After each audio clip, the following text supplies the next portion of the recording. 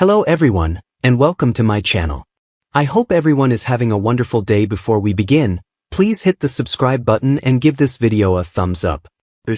Forrester had survived scandals, betrayals, and heartbreaks across decades, but nothing, not even the darkest moments between him and Brooke, prepared him for the night. Finn walked into the Forrester mansion with a sealed DNA folder in his shaking hands. His face ghost white, intense, as if he had just witnessed something catastrophic. The air inside the mansion was still unnervingly silent, as though the house itself sensed a seismic shift barreling toward the family. And when Finn called Ridge and Brooke together, his voice cracking with dread, neither of them imagined their world was about to be destroyed forever. It all began innocently with Finn running tests on Douglas and Kelly after Kelly's persistent fevers and mysterious autoimmune symptoms raised medical red flags, symptoms Finn feared could be hereditary, standard testing, basic panels, nothing unusual, but when Finn noticed inconsistencies, markers that didn't match Ridge's DNA profile on file, he ordered deeper sequencing to ensure he wasn't missing something that could harm the kids. And that decision, one Finn would later regret for the rest of his life, triggered the most devastating revelation in Forrester family history, because what the analysis uncovered wasn't just a medical anomaly, it was an impossible biological contradiction. Rich Forrester was not a genetic match for any of Brooke's children, not RJ, not Bridget, not Hope, not even Rick, whose paternal identity had always been controversial, yet settled. Finn checked, double-checked, ran it through multiple labs, verifying results until his hands trembled and sweat soaked through his scrubs. The conclusion was undeniable, irrefutable, and catastrophic. None of Brooke's children shared Ridge's bloodline. The DNA bombshell shattered everything, ripping open decades of secrets, lies buried, scandals and cover-ups the family thought were long dead, and as Finn stood in the great room with the folder in his grip, Ridge's heart pounded like a war drum, while Brooke's knees buckled, her fingers trembling against her chest as she gasped, "Finn, what is this? Why do you look like that?" Finn swallowed hard, his voice barely audible when he said, "Because what I found changes everything you think you know about your family." Rich frowned. His voice sharp spit it out. "Finn, what's going on with my kids?" Finn slowly opened the folder. His breath shallow and handed.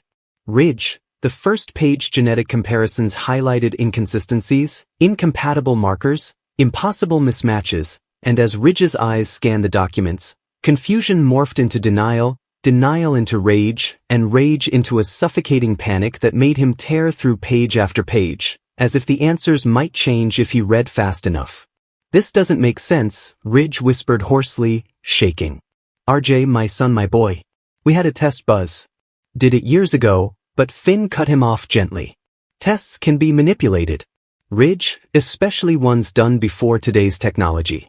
Brooke's voice cracked violently as she grabbed Finn's arm. "This has to be wrong. There's no way, no way. Ridge is the father. He has to be the father," but Finn, devastated to be the messenger of destruction, slowly shook his head and whispered, "Brooke, I'm sorry, he's not." The words detonated like a bomb. Ridge staggered backward, gripping the mantle as if the entire mansion spun around him. Brooke felt the floor crumble beneath her. The truth was too big, too monstrous, too destructive to comprehend. "No, this isn't happening," Brooke whispered, clutching her stomach, tears spilling like a broken dam. "You can't take my family from me, Rich, please say something." But Rich couldn't speak. He couldn't breathe. His mind flashed through every moment: RJ's birth, their reunions, years spent fighting, sacrificing, believing Brooke's children united them. He replayed every betrayal, every breakup, every reunion, all anchored in the belief that they shared children, that they were a family. But now he felt like an imposter in his own life, trapped in a twisted nightmare where he had raised another man's children without ever knowing. The Forrester patriarch collapsed onto the sofa, hands buried in his hair as he choked. "Who is their father, Brooke?" Brooke's face drained of color. She opened her mouth, then stopped because she didn't know the answer, not truly. Decades blurred, nights with Ridge, nights with Deacon, nights with Nick, with Eric, with Bill, with men she loved, men she regretted, men she barely remembered. In the haze of years of chaotic relationships, every possibility slammed into her like a truck. She stammered, Ridge, I swear I thought they were yours. I never would have, but Ridge exploded, roaring, don't lie to me. His voice echoed through the mansion upstairs. Eric stirred in his room, sensing something catastrophic unfolding below downstairs. Steffi rushed in, followed by Thomas, drawn by Ridge's scream. What's happening? Steffi demanded, grabbing Finn's shoulder. Finn didn't want to say the words, but Ridge shouted them for him. I'm not their father. None of them. Gasps filled the mansion. Steffi covering her mouth. Thomas, pale as a ghost. Brooke collapsed onto the rug, sobbing violently. Ridge, please don't do this. You're their father in every way that matters. You raised them, love them, don't you dare. Ridge snarled, stepping back as though Brooke were venomous. Don't you daring tell me I'm their father now, not after you lied to me for years, decades. Brooke's face twisted with pain. I didn't know. Ridge, I didn't know, but you did. Ridge shot back, you always claim you're honest with me, but you were sleeping with so many men back then, even you don't know the truth, and now the whole world will think I'm a fool, because you turned our entire marriage, our family, into a lie. Eric appeared at the top of the stairs, frail but horrified. Ridge, son, what's going on down there? Ridge held up the DNA folder. His voice broken. Finn ran tests on the kids and Brooke. Brooke never gave birth to a single Forrester, not one. I've been living a lie, raising another man's children, all of them. Eric clutched the railing. His face pale with disbelief. Brooke, tell me this isn't true. Brooke sobbed harder, unable to speak. Steffi circled to Finn, whispering urgently, are you absolutely sure? Finn nodded grimly. There's no mistake. Thomas sank into a chair, numb, whispering, this destroys everything, and it did. The fallout was immediate and catastrophic. Ridge stormed through the mansion, ripping down framed family photos, RJ as a baby, Bridget's graduation, Hope's wedding photos, shattering them on the floor as Brooke cried out for him to stop. Steffi and Thomas begged him to calm down. But Ridge was beyond reason, beyond sanity. His heart shattered into ashes. Get out. Ridge whispered to Brooke, voice low and lethal. Get out of this house. Leave now. Brooke crawled toward him, screaming, Ridge, and oh, please don't end us. But Ridge raised his hand not to strike her, but to silence her forever. We're done. You destroyed this family. You humiliated me. You lied about our children, the one thing I cherished most. Brooke sobbed, clutching her chest. Ridge, I love you. We can fix this. We always fix things, not this. Ridge roared. There is no coming back from this. You stole my children from me. You stole my life. Finn pulled Steffi aside, guilt crushing him. I never wanted this. I never wanted to blow up their family. But Steffi whispered, you did the right thing. Secrets destroy people. It's better. The truth came out, yet deep down she wasn't sure, because the truth was destroying everything. The media caught wind. The scandal erupted. Bill Deacon, Nick, and Eric were all dragged into the paternity firestorm as potential fathers. RJ locked himself in his room sobbing, screaming he didn't want a new father. Hope confronted Brooke in hysterics. Bridget fled to her office shaking, refusing to believe her entire identity was built on a lie. Rick threatened to sue Ridge for emotional abandonment. The Forresters became the biggest scandal in Los Angeles. Overnight, Forrester Creations stock plummeted. Reporters swarmed the mansion and Ridge. Ridge packed his bags. He walked past Brooke without looking at her, without saying goodbye. He walked out the front door and didn't look back, and as Brooke collapsed in the foyer screaming his name, Finn realized the truth. This DNA secret wasn't just devastating, it was permanent, irreversible. The Forrester family wasn't just shaken. It was destroyed forever. But the nightmare was far from over, because the moment Ridge left the mansion, slamming the door so violently, the walls shook. The real aftershock began rippling through Los Angeles. Brooke lay on the marble floor sobbing uncontrollably. Her makeup streaked, her hair undone, her soul shredded. She reached out with trembling fingers toward the door. Ridge had just walked through, whispering, please come back. Ridge, don't leave me. Don't leave our family. But her pleas dissolved into the cold silence of the mansion, A silence so suffocating that even the ticking of the antique grandfather clock felt like a countdown to the end of her life as she knew it. Stairs, RJ sat on his bed, rocking back and forth, fists pressed against his temples, trying to drown out the words he overheard. Not my son, words that burrowed into his chest like knives and made him feel like an intruder in his own family.